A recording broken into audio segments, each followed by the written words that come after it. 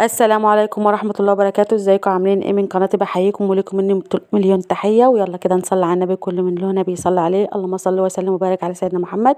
زي ما انتم شايفين كده هدمس معاكم الفول وهنعمل طعمية. اول حاجة كده جبت الفول، وطبعا الفول هتبقى فاتحة، ودي الفول بلدي جايبه نص كيلو. بغسله يعني بنقيه الاول وبغسله وبنقعه. انا نقعاه من بالليل. والتاني ده نص كيلو فول مدشوش برضو للطعمية. قولوا له عايزاه للطعميه، وخدته على الحوض برضو غسلته كويس ورميت ميته وحطيت له ميه نضيفه. وكده نقعتهم بقى من بالليل للصبح. هنبدأ ندبس الفول بقى. انا هعمل في الدماسة او الفوالة، ممكن ناس تانية تعمل في حلة حسب اللي عندك وتشوفي يعني بتاخد الكمية قد ايه. انا بتاعتي بتاخد نص كيلو، عشان تبقى واخدة البراح لازم تبقي سايبه لها مسافة عشان هيستوي ويزيد. الفولية بتزيد معاكي شايفة، يعني 3/4 كده الفول. وهحط بقى كبشة فول مدشوش من اللي انا نقعت على الطعمية ده. وهنحط برضو يجي كبشة او كوباية صغيرة، من كوباية صغيرة فول مدشوش او وكوباية صغيرة عدس اصفر زي ما انتم شايفين كده. دي طريقة المحلات او المطاعم وبتخلي الفول جميل، بس اهم حاجة الفولاية تبقى فاتحة معاكي زي ما انت شايفة كده. وتحطي عليها الفول المدشوش والايه حبة العدس الاصفر، وبعدين حطيت عليهم مية مغلية او من الفلتر اي حاجة، وبعدين هحطها على العين. اول ما تبدأ تغلي شايفة الفولاية بدأت تزيد معانا. وعشان ما تفورش بقى ايه، نوطي عليها. اول ما تبدأ تغلي هي تحط عليها حاجة فيها مية هتسخن معاها كده. كل ما تعوزي تزودي منها، يا اما تغطيها بالغطا بتاعها، وايه كل ما تعوزي تزوديها من الكتل، بس مية تكون ايه سخنة مش ساقعة. ومن وقت للتاني هنتابع الفول. عبال ما الفول يتعمل بقى هنعمل الطعمية. ده الفول برضو المدشوش انا نقعاه من بالليل. وزي ما انتم شايفين كده طبعا، وبصفي ميته وبنخرط عليه بصلتين حلوين صغيرين كده او وسط. يعني كمية النص كيلو انا مخدتش منه الا حبة بس للفول صغيرين كده، يعني كوباية صغيرة. خرطت عليهم البصل. طبعا البصل مش لازم تخرطيه ناعم، احنا هنضربه في الكبة. ممكن تضربيها في الخلاط او في المطحنة بتاعة الخلاط الصغيرة. وبعد ما خرطت البصل حطيت يجي كمية راس توم صغيرة كده زي ما انتم شايفين انا مفرزاه. فايه حطيت حتة كبيرة، ولو عندك هتحطيه في صوص هيتضرب معاه. الخضرة بتاعتنا بقى ربطة كرات، طبعا تبقى متنقية ومغسولة ومتنضفة. وبخرطها برضو كبيرة كده لان كله هيتفرم مع بعضه. وربطة كزبرة، يبقى الخضرة بتاعتنا كرات وكزبرة. ده كرات، او لو ما فيش كرات ممكن عيدان البصل الاخضر. وبرضو بنقطعها كده على الفول مع البصل والثوم. دي الطعمية. هنبدأ بقى ان احنا نفرم. هتفرمها زي ما قلت لك، يا في الكبة، انا عندي الكبة فهعمل في الكبة، يا اما في الخلاط، يا اما في المطحنة الصغيرة بتاعة الخلاط. طبعا في اول دور كده انا حطيت حبة. طبعا بتقلبي كله على بعض، الفول مع الخضرة مع البصل مع الثوم. وبحط ايه حوالي بق ميه صغير كده عشان تمشي في الكب، بق صغير. وبعد كده ببدأ ازود الكمية حبة في حبة، والاولانيين بيشغلوا التانيين. انا حطيت بق المية عشان تدور في الكب. وبرضو انت لو عملتها في الخلاط برضو هتعوز بق مية، بس ما تكتريش المية عشان ما تبوش منك وتبقى ميتها كتيرة وتصيص كده وتبقى ميتها كتيرة مش هتبقى حلوة. هتقوم بقى في القلية تقوم ايه، مفروتة كده وما تبقاش متماسكة. تمام. يبقى نبقى حذرين هو بق ميه. بص بدأت ان انا احط حبه بحبه على الكب، مش حبه واشيلهم وحبه واشيلهم، لا، عشان الحبه اللي قبلهم اللي طريهم يمشوا اللي بعدهم في الكب. زي ما انت شايفه كده، ودول كانوا اخر حبه اهو في الكميه اللي انا عاملاها. ما شاء الله نص كيلو زي ما انتم شايفين كده ملا الكب. كده كنت خلصت بوريكم انها خلصت والكميه كلها ناعمه وشكل بعدها ازاي، وخضره وجميله ومتماسكه وزي الفل، وريحتها تحفه. ولسه بقى اما احط عليها التوابل ريحتها جميله جميله. كده كنت خلصت كمية بقى الطعمية هي.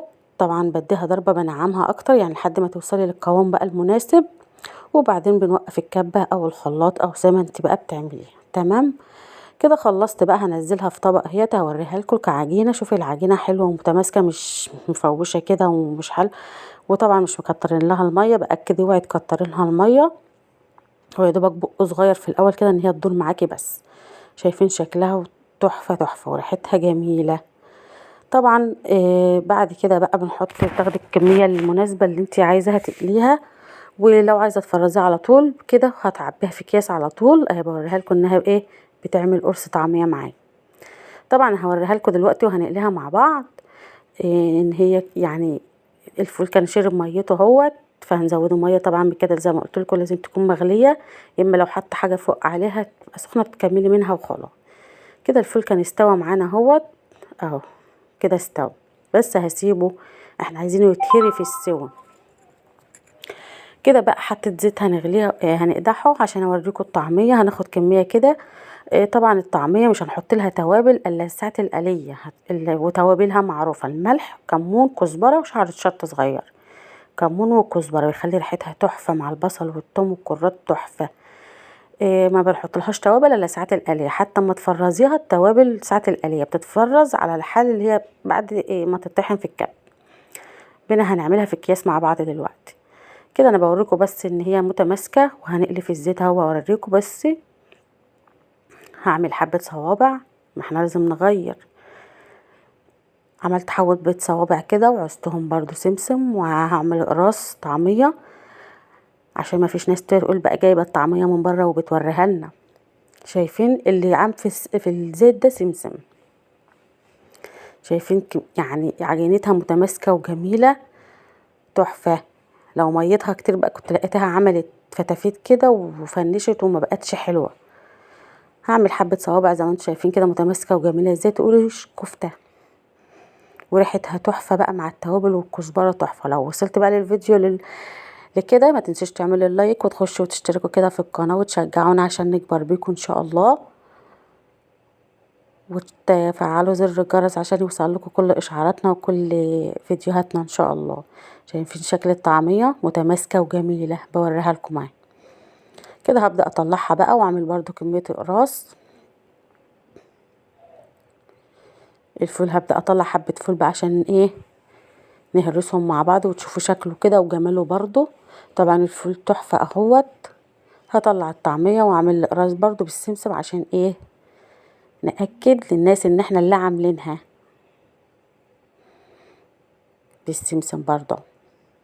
يعني بتعملوا القرص كده وتعوسيه من فوق بصبعك بالسمسم. شايفين الزيت زي الفل، يعني ممكن تقلي بعد بطاطس، تقلي بتنجان، تقلي اللي انت عايزاه. الطعميه زي الفل وعجينتها جميله. كده كنت خلصت الطعميه بقى. شايفين العجينه وشايفين الاقراص والصوابع. الفول برضو جميل وفاتح وحلو ازاي، ولا غامقه ولا اي حاجه. يا دوبك حطيت الزيت والملح والكمون والكزبره، ما حطيتش حتى طحينه عشان ما حدش يقول لي الطحينه فتحته اهو، ولا اي حاجه. الفول على حاله، يا دوبك ضربته بس بالهاند بلندر وحطيت عليه زيت وملح وكمون وكزبره. وده بقى يبقى فطار جنب حته جبنه، حته بطاطس، بتنجانيه. شايفين قلب الطعميه تحفه، طريه من جوه وناشفه من بره. كده هنبدا نفرز بقى. بوريكم برضو الفول بعد ما استوى اهوت، والطعميه هنبدا بقى في الوقت ده الحاجه تبرد تبداي تفرزيها في الاكياس. الطعميه انا فرزتها والفول سبته في الدماسه وهحطه في التلاجة، بيقعد معايا 10 ايام اسبوعين في التلاجة عادي. الطعميه حطيتها في كيس وحطيتها في الفريزر. عايزه تحطي برضو الفول في كيس نفس النظام، يبرد على قد وجبتك كده او قد الطبق وتعمليه. وكده كنا خلصنا الفيديو بتاعنا. يا رب يكون عجبكم، واستودعكم الله، والسلام عليكم ورحمه الله وبركاته.